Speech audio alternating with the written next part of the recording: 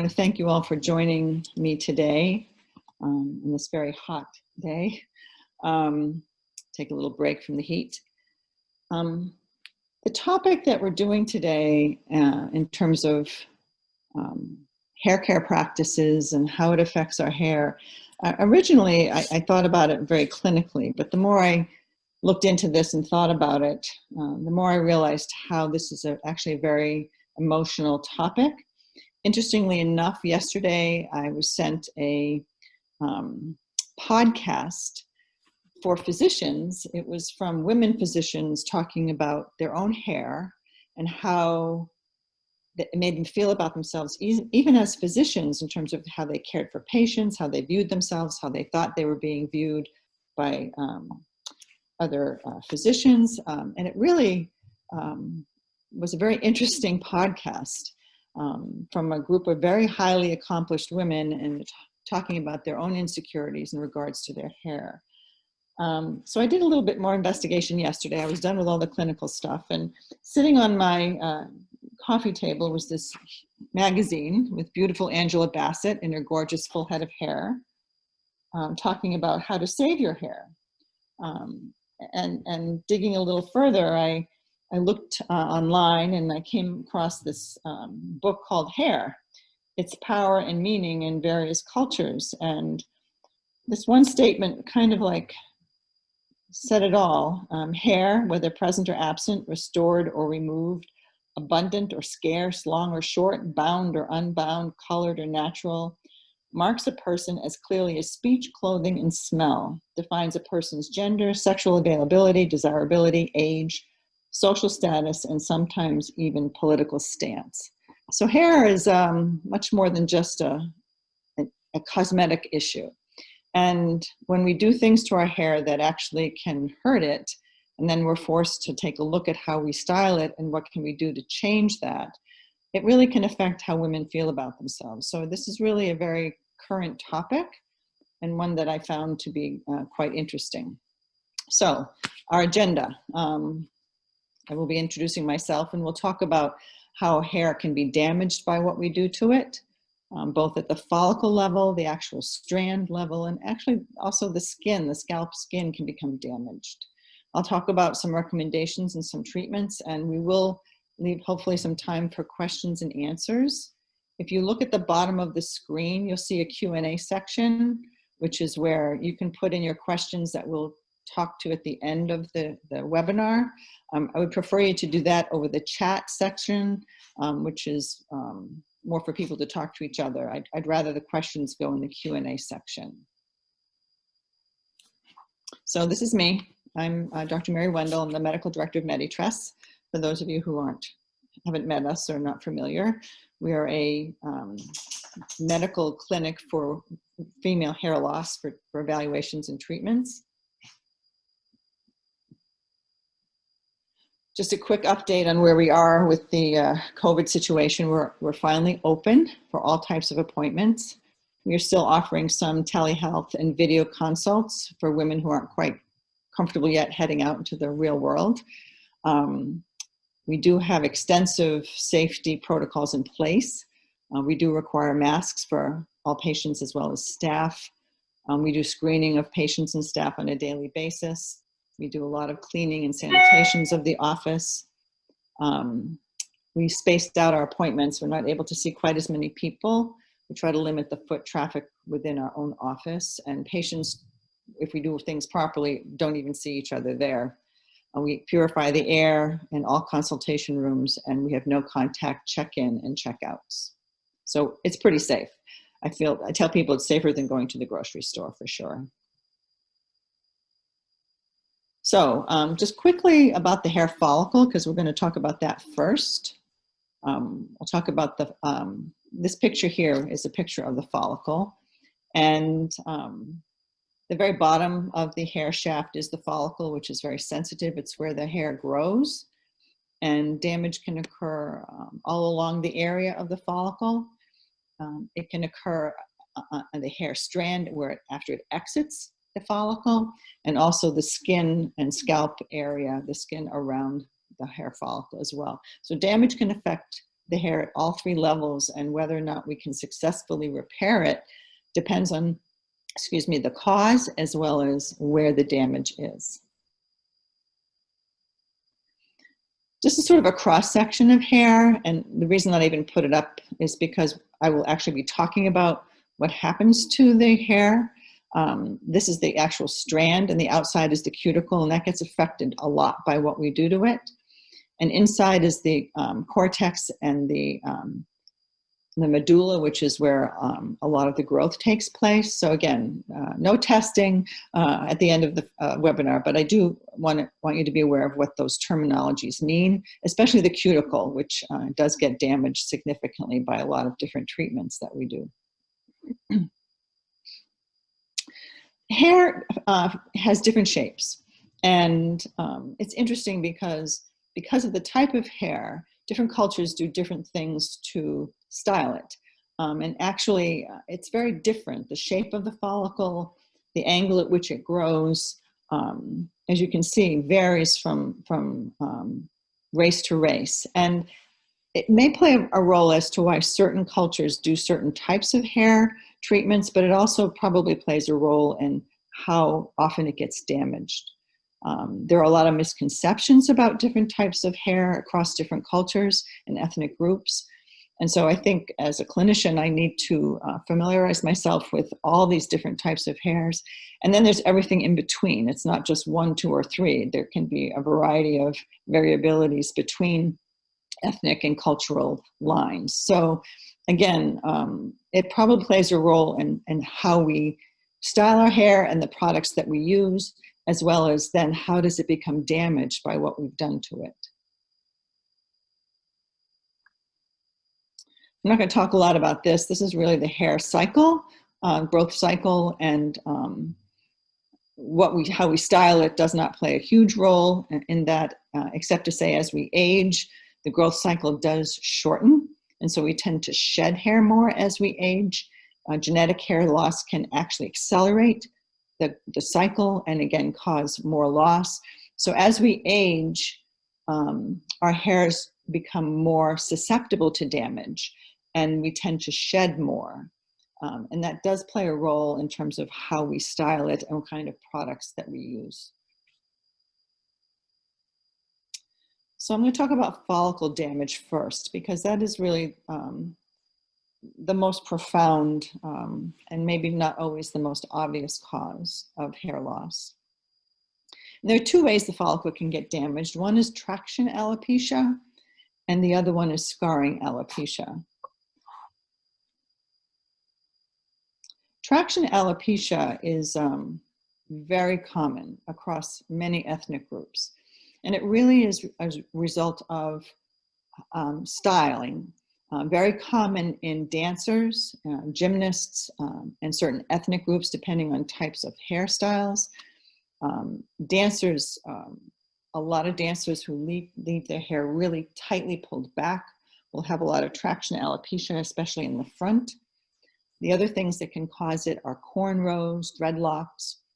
Extensions have become very popular, but unfortunately also another cause of traction alopecia.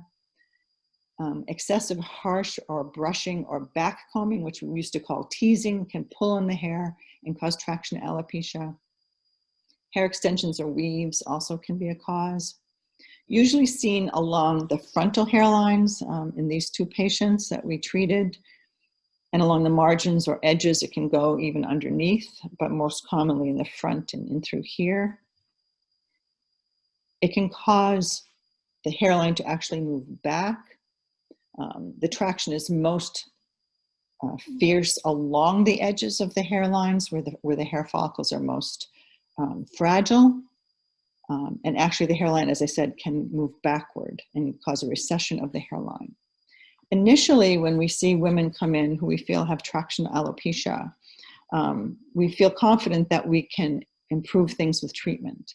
However, if it's untreated or unrecognized, particularly in women who might leave braids in for long periods of time, if it's left for too long, the atrophy of the follicle can become permanent.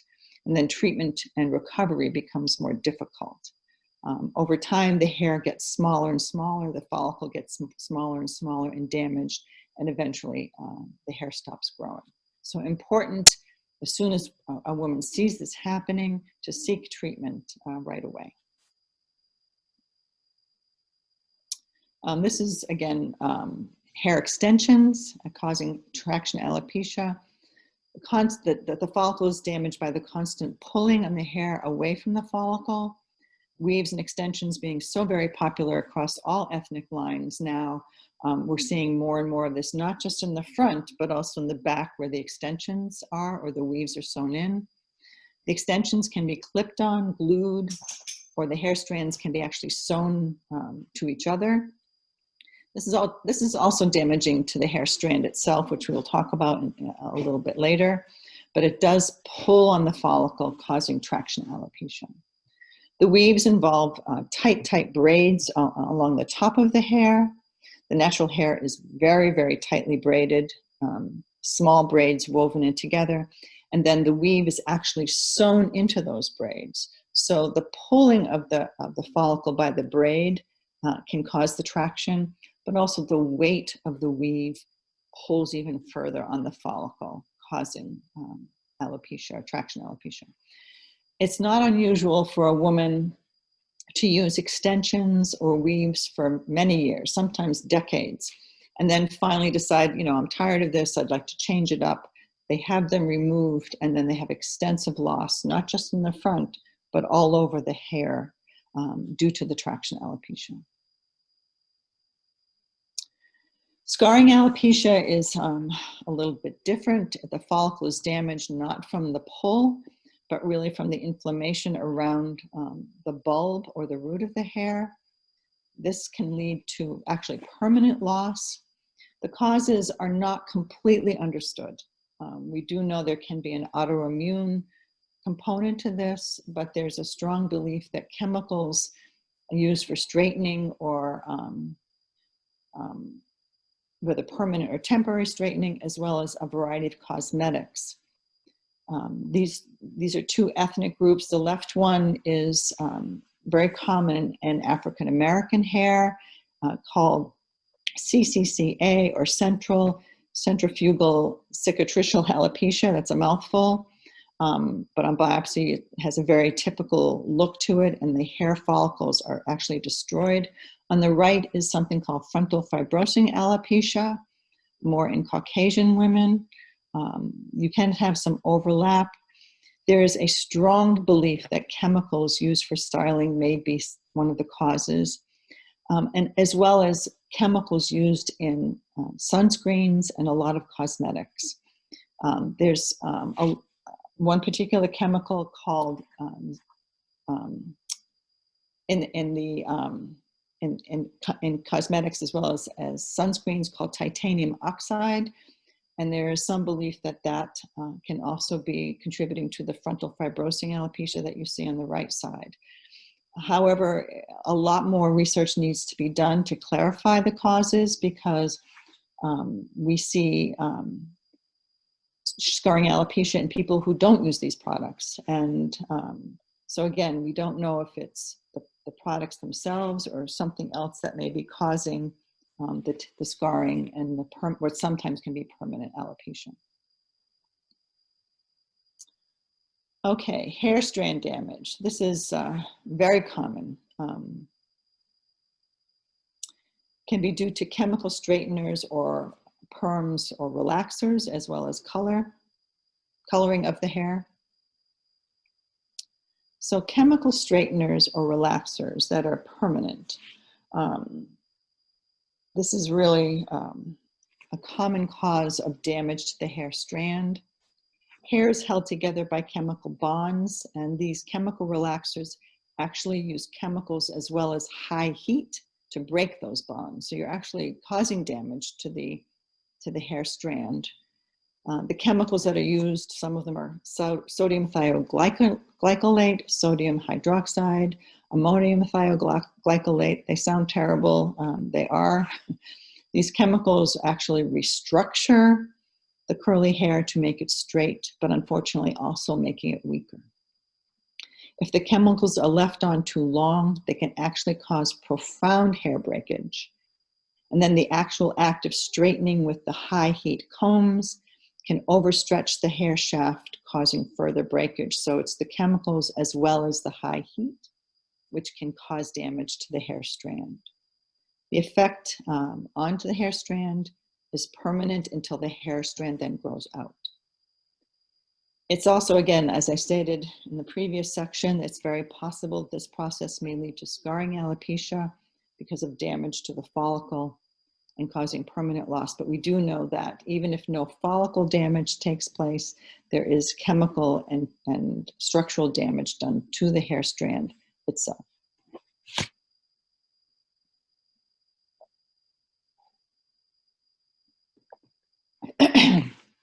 Temporary or semi-permanent straighteners or relaxers, the keratin or Brazilian blowout falls under this category. They use different chemicals. It smooths the hair and adds shine, utilizing temporary relaxers to decrease the frizz, to straighten the hair, and it makes it look flat or ironed. The straightening is due to the utilization of formaldehyde, which actually straightens the hair and then opens up the pores on the cuticle, allowing keratin, which is then injected into these areas to smooth it out with the help of a flat iron. It looks wonderful. They look beautiful, but there are several problems with this. One is that formaldehyde is a known carcinogen, which is the formaldehyde is the chemical that actually opens up the pores. The heat and the chemicals can burn the hair. This is not permanent. It lasts 3 to 6 months. Over time, if it's done over and over again, it can significantly damage the hair strand. You can use what's considered formaldehyde-free smoothing treatments, but actually a lot of these formaldehyde-free treatments use different chemicals, which when water is added to it, actually turn into formaldehyde. So it's a little tricky. It's hard. You have to ask a lot of questions if you want to avoid the harsher chemicals. The non-formaldehyde smoothing treatments don't last as long. And again, they're not as damaging. They still utilize the keratin. Color. Boy, this is a hot topic. 70% of women over the course of some point in their lives use color on their hair. And there's permanent color and there's temporary or semi-permanent color. All chemical colors decrease the elasticity and increase breakage of the hair strand. Permanent color uses what's called an oxidative process, using hydrogen peroxide, and ammonia. It can be more damaging to the hair strand than the temporary or semi-permanent color because the chemicals are not quite as strong in those particular semi-permanent colors. Going from dark hair to very light hair requires bleaching, which is hard on the strands, leaving them brittle and dry. It strips the pigment from the shaft via the oxidative process, opens up the cuticle so chemicals can penetrate fully. The problem is that breakage in the cuticle also leaves the hair more porous and more prone to other things that can damage it, including styling, hot combs, dryers, mechanical straighteners, and even other products that we put on our hair. The results can be very dry, very brittle, stiff hair with breakage and split ends. Going from very dark hair to platinum blonde is the harshest process of all. And to offset that drying and harsh chemical, it requires a lot of deep conditioning.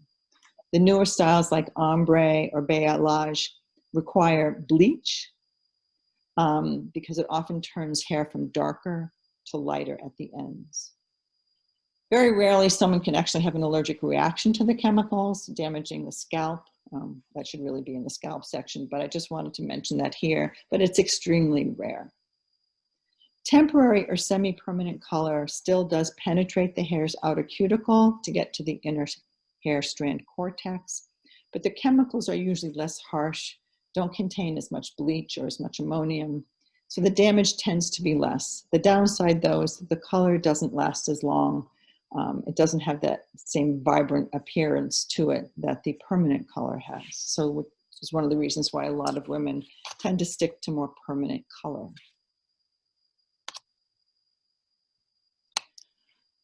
Scalp skin damage. Yeah, this is a real problem. You can get chemical burns from the chemicals that are used in the straighteners and the colors, as well as a thermal burn, which actually blisters. If the chemicals that are used in color or straighteners are left on too long, they can damage the scalp and cause some permanent scarring and hair loss as a result of that. You may not actually see any blisters. Some women complain that when they get their hair colored, they feel some burning and pain. That is a red flag that something is going on. And you should reconsider that type of color and talk to your stylist about that. Some of the hot combs that are used and the chemical straighteners can also cause actually thermal burns where you actually can get a blister, you can get scarring, and those areas where there is scarring can lead to permanent loss. We've seen several women come in the office who actually have spots where there is no hair because of a chemical or a thermal burn, which caused permanent loss in that area. Secondly, over shampooing or styling the dry heat can cause irritation and rashes to the scalp. Some women who suffer from eczema or psoriasis find that when they overstyle or they overtreat, their psoriasis and eczema does get worse. We see women coming in with their hair and scalp so dry and so damaged that they really do need to use deep conditioning and see a dermatologist for control of the rashes and the irritation on the scalp. Sometimes they require specialized prescription shampoos to quiet the whole process down.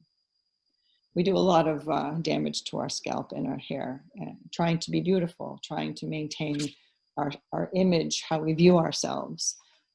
It can be a very emotional process when what you're doing is actually damaging your skin or your hair. So prevention and treatment. There are some recommendations. The American Academy of Dermatology actually prints these suggestions for minimizing hair damage by what we use to style it. First and foremost, they say dry your hair by wrapping it in a towel or very gently, or let it air dry. You need to handle the wet hair as little as possible because wet hair is actually more fragile when it's compared to when it's dry. It breaks more easily when you comb it when it's wet, which is why we recommend wide tooth combs to comb your hair when it's wet. They recommend keeping brushing to a minimum, which is interesting because there's always the historical story that you brush your hair more, it makes it more healthy. But in fact, if you brush it a lot, you're more likely to cause damage and increase split ends. Recommending reducing the use of very long-lasting hold styling products, meaning those products that, it'll hold your hair all day, whether it's hairspray or mousse. We all know that it actually makes it feel really stiff and can increase breakage. Myself, I had very fine hair. I tend to use these products, particularly in the humid weather, and sure, it does. It makes your hair feel more stiff. Allow the hair to partially air dry before styling or combing. The use of flat irons is very popular and should be used only on dry hair, not on wet hair, and only on as low as you can, and no more than every other day. We do recommend the use of heat protecting sprays that you can put on your hair prior to styling. They do provide a little bit of benefit.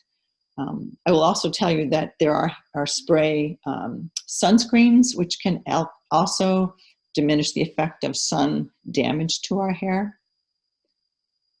Number 8, very important. Do not continuously wear braids, cornrows, tight ponytails, dreadlocks, extensions, or weaves. Do not make this a constant, forever type of hairstyle. Take them out. Give your hair a break. Take a look at how your hair is managing this particular style. Change it up. Do different styles as much as possible, because it's that constant pull on the scalp that causes the damage. Have all chemical treatments, either straightening or culling, done by a professional. I can't stress this enough. During the lockdown, when we were all at home for several months, those of us that color your hair, you know, it was kind of hard watching the hair grow out, the gray come in, and it was very tempting to, you know, buy over-the-counter or mail-in treatments, myself included. Was very tempted.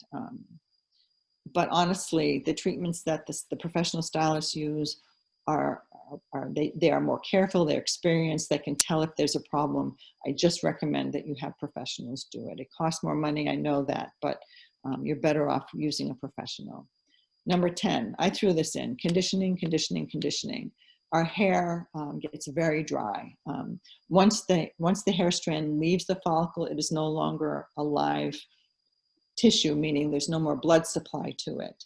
And so it's not going to get any more nutrients. It's not going to get any more oxygen to it. And so everything that we do to it dries it out further. And so we need to offset that with conditioning. The American Academy of Dermatology also makes some suggestions in terms of African hair, because African hair is actually more fragile and more prone to injury and damage. And so a lot of what African women do to their hair can actually make this worse. So the recommendation is to wash no more than once a week, because the oils are taken out of the hair by washing, making it more dry. They recommend the use of conditioners daily if possible, leave-in conditioners. Also the use of hot oil treatments at least twice a month. I actually recommend this for almost all women. The hot oil treatments add a lot of moisture back to the hair, to the scalp. I personally do it once a week myself. It just helps offset all the damage that we do to our hair trying to style it and make it look good. Number 4, use heat protecting products, again, was mentioned before styling. Again, more recommendations. Use caution when using relaxers. I think a greater proportion of women with African style hair do tend to use relaxers or straighteners. Again, it becomes part of their culture for young girls to start using straighteners at a fairly young age. And a lot of times the families use them in the home. It's part of the culture. And so I just recommend touch-ups every 2 to 3 months, only on the newly grown hair. If you add more relaxers to hair that's already had treatment, it increases the breakage. The use of ceramic combs, we recommend using the ceramic style for thermal straightening, and again, as infrequently as possible at the lowest heat level. 7, make sure the braids, cornrows, or weaves are not too tight. Take them out periodically. Give your scalp a break. Give those hair follicles a break. Try to favor a more natural style with fewer chemicals as much as possible. And again, use professional stylists if possible. Okay, treatments. This is an interesting topic because number 1, clearly the most important factor in treatment is really prevention. A lot of what we do to our hair causes loss. Some of it temporary, some of it permanent. And many of these problems are preventable with a more natural, unprocessed styling of hair. It's a lot to ask for a lot of women to change their style to something that's not what they're accustomed to. Again, following the American Academy of Dermatology recommendations is very important, but again, not always easy. However, since the majority of women, myself included, do color, straighten, iron, braid, blow dry, use numerous types of products, chemicals, it's important to know that if permanent loss is happening, there can be treatment. There's a time frame though. It's important to be evaluated the minute hair loss is noticed by you or your stylist. If you wait too long, sometimes we cannot reverse this process. Sometimes it does become permanent. It doesn't mean that we don't try, but the earlier that treatment is started, the greater likelihood of success. So for traction alopecia, the one where we saw those women who had lost hair in through here, the causative styling method must be stopped. There's no way around this. Doesn't mean you can't go back to it in a slightly different way, but when you're noticing loss, that styling method has to be stopped. The braids, the weaves, the extensions, the tight ponytails, you have to stop those to get the pressure off of the hair follicle. If caught early enough before the damage to the follicle is permanent, we utilize a variety of treatments. We do recommend minoxidil, 5%. Low-level laser therapy can be helpful. We sometimes do platelet-rich therapy, or OPC, which is our form of treatment of PRP. The Lock RX system, which has growth factors, can stimulate some regrowth. Supplements. Again, we try to regrow hair. We cannot tell just by looking with the visual eye, or even sometimes with the microscope. We cannot tell for certain whether that hair loss is permanent yet. So we will try to stimulate regrowth. And a lot of times, both of those women who you saw pictures of did have good results with treatment. They did get regrowth, which was great. However, if after treatment we're not seeing regrowth and hair loss has become transitioned into that permanent phase, traction alopecia is actually one of the areas where hair transplantation with women actually works very well, because it's usually a focalized local area that can be transplanted with good success. But again, we try to regrow because a lot of times if women come in early enough, there is hair follicle still there that can be stimulated to regrow. Scarring alopecia is tough because, again, the classical teaching about scarring alopecia is that it's a permanent loss. But again, with any type of alopecia or loss, there's a transition. If products like chemical straighteners or cosmetics like the titanium oxide are believed to be contributing in that particular person, we do recommend stopping those. In terms of in terms of sunscreens, we do recommend not using chemical sunscreens and using only the barrier sunscreens that have zinc and not the titanium oxide. If you read the small print on many of your cosmetics, the facial products, you'll notice titanium is in a lot of them. It's hard to avoid them, but it's worth trying. There's ongoing research now on titanium oxide in terms of hair loss, but it's still early and we probably won't know for several years. So what do we do for scarring alopecia if we believe that the hair follicle is being attacked by chemical? We do use steroid solutions, topical steroid solutions, some steroid shampoos. Sometimes we do injections. We tend to avoid the injections using more of the shampoos or solutions, but sometimes we do steroid injections as well. Strangely enough, depending on the type of scarring alopecia, some antibiotics work, like doxycycline and hydroxychloroquine, which has been a hot topic with COVID lately. But in any case, there is some success with some scarring alopecias. In some cases, finasteride, which is typically thought about being used for men with hair loss, it can also help with some types of scarring alopecias. We do use minoxidil to stimulate regrowth because, again, not all those follicles are dead yet. Some of them can still be brought back to life.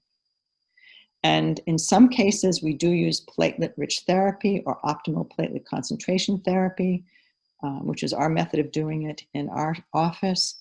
And we have had some success with that. Again, because we cannot tell with just our visual eye and even with a microscope, and even sometimes with biopsy, we cannot tell if some of those follicles are still alive. So treatment is worth doing. It's worth doing early. It's worth stabilizing loss. That's the first part of treating scarring alopecia, is getting that inflammation under control and stabilizing further loss. But we do have some success with regrowth, which in the past was felt to be impossible. Okay, damage to the hair strand. Okay, easier said than done. Change to a gentler treatment as much as possible, avoiding a lot of chemicals as much as possible, limiting the styling products and techniques which further dry the hair, conditioning daily. I can't stress this enough. If you're in the shower, try to condition your hair. It doesn't mean you have to wash your hair, but if you add a little condition to your hair, it will be helpful. You should do a deep conditioning treatment weekly, whether it's with a conditioning cream, a mask, or oil. Try to color with ammonia-free dye. Have that conversation with your stylist. Find out what that means.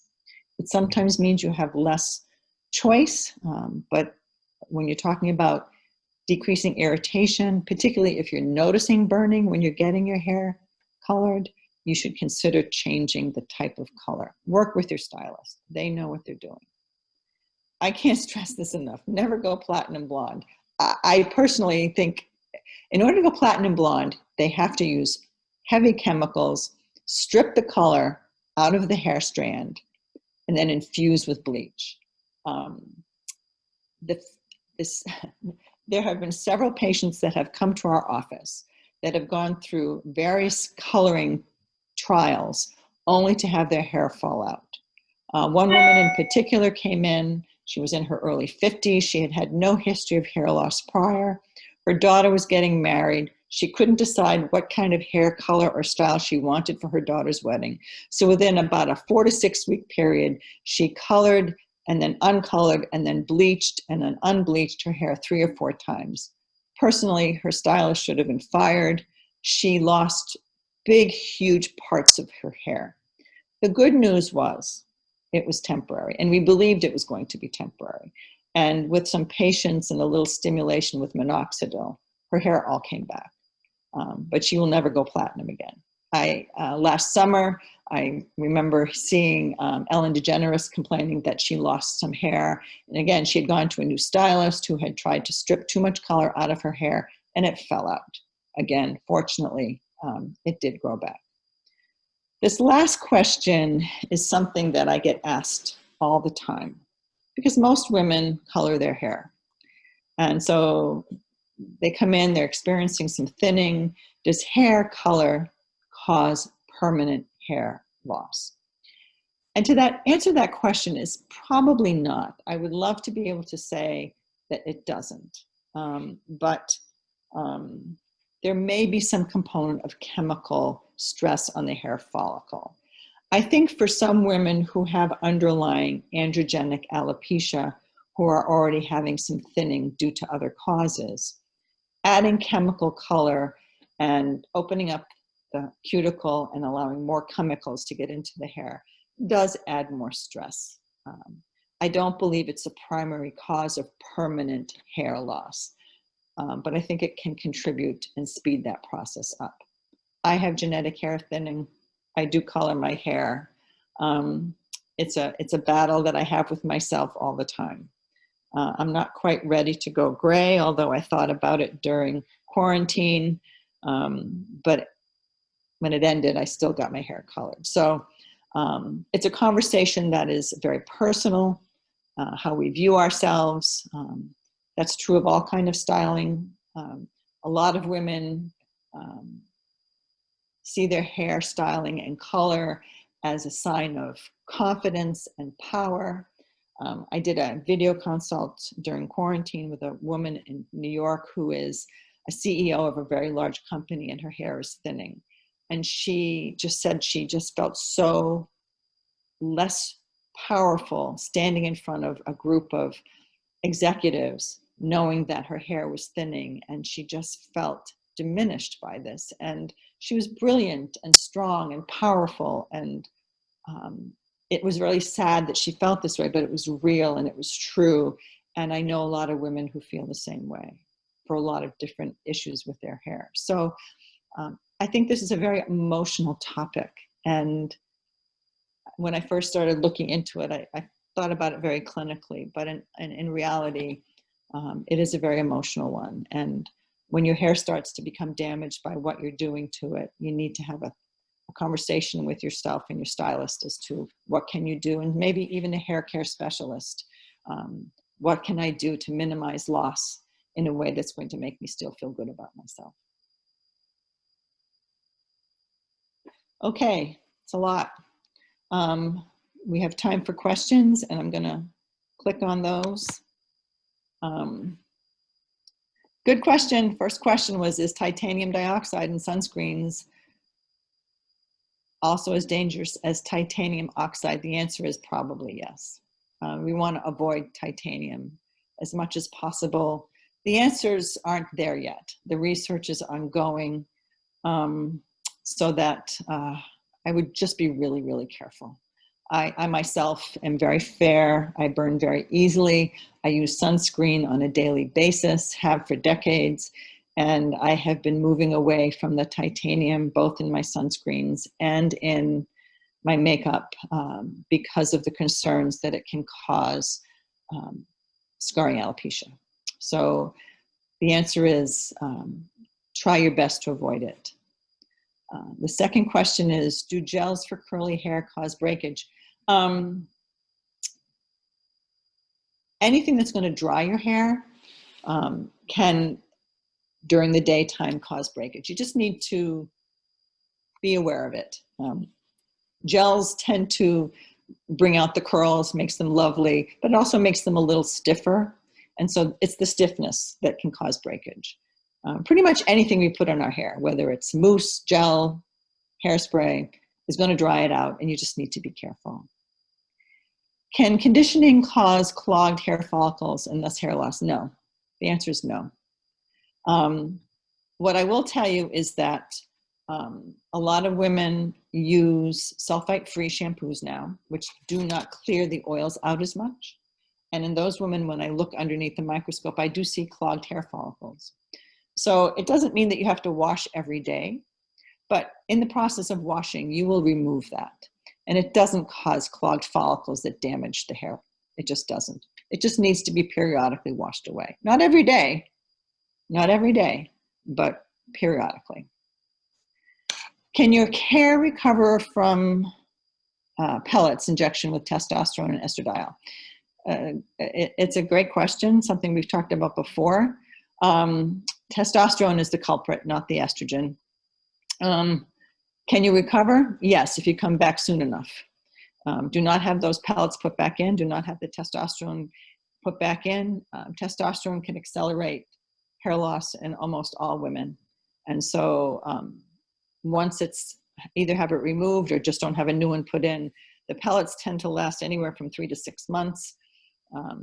But I've seen a lot of aggressive hair loss as a result of testosterone.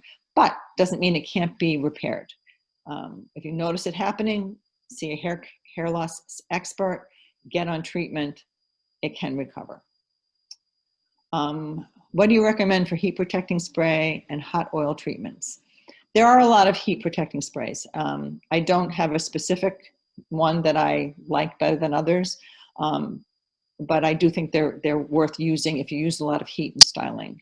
Hot oils, I don't think you need hot oils for treatment of dryness. Heat does open skin pores, but it doesn't necessarily open cuticle pores. So you don't need the oil to be hot. It feels nice. It feels like a massage on your scalp. It probably opens up the follicle a little bit, but that's not where you need the oil. You need the oil on the strand. So I don't think it needs to be hot. Any kind of oil will do. Sulfates in shampoo, good or bad? Again, good question. We've talked about this before. Sulfates were taken out of shampoos because there are a lot of people that are sensitive to sulfa. In actuality, a lot of research has been done on them. In the science world, there's not a lot of reason to leave it out. they're not good, they're not bad, but I will, as I mentioned before, tell you that in the women who tend to use sulfate-free shampoos, their hair follicles tend to get clogged with oil more, because that's what sulfates do. They release oil and dirt from the scalp and from the hair strand. So I do recommend in people who prefer sulfate-free that every week or two that they use a regular shampoo. A good one is a clarifying shampoo. Neutrogena has a clarifying shampoo, which will just take away the clogged follicles and release some of the oil that gets stuck to the hair. We tend to over shampoo our hair, take the oils away too much, which creates a propensity for breakage. So there is some reason to consider sulfate-free, but not only sulfate-free. You've got to remove some of the oils and periodically, otherwise the follicles do get clogged.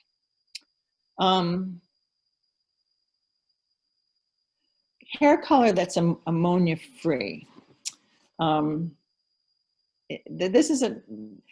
They tend to be more like a rinse. I don't recommend any specific one. I think that the less chemical, the better it is for your hair, but you're not going to get the color as being as bright or as intense. It tends to wash out very quickly. The hair color rinses wash out within a couple weeks. The low ammonium ones will wash out within 3 to 4 weeks, whereas permanent color, you only need it on the roots that are coming in gray. If you're just changing all over, permanent hair color is permanent. And so that's the benefit of it. But in terms of ammonia-free, you're not going to get the same amount of color, but it does wash out very quickly. In terms of shampoo products and conditioners, again, for me, the most important part of that is conditioning. Shampoos don't really protect your hair. They're meant to clean the oils, get the dirt off your scalp. It's the conditioning that's most important. This woman suggested her hair just started shedding. She's 67. Can meds cause hair loss? The answer to that question is sometimes. Do supplements like zinc and biotin help in shedding? The answer to that question is, again, sometimes. What I would suggest is if you're shedding and have not shed before, it probably is not medications, although medicines can be an issue. More typically, there's another reason for shedding. And so I would be happy to have a more in-depth conversation with you about that. If you would like to email us at our website, one of our providers can be more specific in terms of what our suggestions would be, because there is an evaluation that needs to take place when a woman starts shedding suddenly. So any case, yeah, I would suggest emailing us and we'll get back to you specifically about that. There's a long answer to that. Can washing your hair less frequently, like every 2 days instead of daily, cause hair loss or clog? No. Again, every 2 days, even if you just shampooed once a week, that would be fine. So no, it doesn't cause hair loss or clogged follicles if you wash every couple of days or every 3 days. Again, even if you washed once a week, that would probably be enough to clean out the hair follicles. Which again, the next question, how often should hair be washed? Everybody's different. Depends on the type of hair that you have, depends on how oily your skin is, how oily your hair is. There really isn't anybody who should be washing their hair every day. Teenage girls tend to have greasier hair, but even then, every 2 to 3 days is usually sufficient. Again, depends on the type of hair that you have, the type of skin that you have. Shampooing is really meant to clean out the oil and the excess oil and any dirt. And we don't want to overdo that. We don't want to get rid of all the oil. So every 2 days is certainly plenty. Once a week, honestly, for some women. And as we age, our hair gets drier, we have less oil. So the younger you are, the more you may want to shampoo. The older we are, the less we should shampoo. A person asked about Madison Reed hair color. If it's ammonia-free and it looks great, that's perfect. Go with it, stay with it. If you're not getting any irritation from it, you like the way it looks, that's fine. That's the key. Do I recommend rosemary, olive oil, or sage for scalp treatment? Any kind of oil, honestly. It doesn't have to be anything fancy. I tend to use coconut oil or argan oil on my hair once a week. I just like the way it smells. It honestly doesn't matter what kind of oil it is. Aveda hair products, somebody asked about Aveda. They tend to be very good hair products. Again, you want moisturizing products. You want to try to avoid drying our hair out too much. Somebody asked about dry shampoos. I actually, for myself, I've tried them. They don't do a lot for me personally. The beauty of dry shampoos is that you're not stripping the oils off. And so over shampooing strips the oils off of our scalp, off of our hair. And so the dry shampoo doesn't tend to do that as much. So if it can prolong the number of days between shampoos, I think it's worth doing. For my particular hair, it didn't do much for me. It actually made it more difficult to style because I have very fine, thin hair. But for people who have thicker hair, I think it probably works really well. And I don't have any, I wouldn't avoid it. I don't have anything to say that it's bad for you. Somebody asked, are organic hair products good for your hair? Again, anything that tends to have less chemical, I'm in favor of. So your hair will tell you if it likes the product. Again, for me, conditioning, moisturizing, adding moisture back into the hair is most important. And so avoiding chemicals. Aveda products tend to be less chemicals, which are nice. But shampooing generally isn't as much the issue as conditioning is. There are a couple chat questions, which I'm going to go over real quickly. How often should hair be washed? Again, that's a very individual thing because of the type of hair, the type of skin that you have. Younger girls tend to have oilier hair, oilier skin. They need to wash more often. If your hair is not oily, I would shampoo less. So it's very individual. And as I stated in the American Academy of Dermatology, the type of hair that you have will determine how often it needs to be shampooed. If you have dry hair, curlier hair, which tends to be drier, you want to shampoo less. It's very individual. Let's see, I already discussed the Madison Reed. Okay, I think we're good. All right, I hope this was helpful. Oh, there's one more question. Let me go to it. Somebody asked about conditioners and hair masks. They're all really good. I like the oils compared to the mask because it's simple. It just has oil in it. Masks tend to have more chemical in it, but that's why I tend to go more toward the oil. Conditioners, again, there are so many different types of conditioners. There are conditioners that you use in the shower, leave it on for a few minutes, rinse it off. There are leave-in conditioners that you use during the styling. I think those tend to work better. And then, as I said, the hair masks or oils, which are not done prior to styling, it doesn't really matter. It just, you want something that's going to add a lot of moisture. As I said, I like the oils because all you're getting is the oil. You're not getting anything else added to it. But anything that can add moisture back into the strand is important. Okay. Again, if you have specific questions that I didn't answer to your satisfaction, please email us. Treatment is very individualized. When we see a woman, her treatment recommendation is going to be very different than the next person. Even though they may have the same problem, the type of hair that they have, it will be treated differently. Chemicals, oh, somebody just popped up a question about chemicals specifically to avoid. In terms of hair loss, as I mentioned, with the coloring, the straightening, all of those chemicals can cause permanent damage. in terms of things that are in shampoos, it can be overwhelming. If you read the list of things, even if you're using sulfite-free shampoos, there's still a long list of things in there. Most things are safe. They really, really are. But again, if you have specific questions, go to our website, ask for one of us to either call you or answer a specific question for you. If we'd love to see you in the office for free consultations. If you're not comfortable yet being out and about, then we are still doing some video consultations as well. And so we'd be happy to hear from you.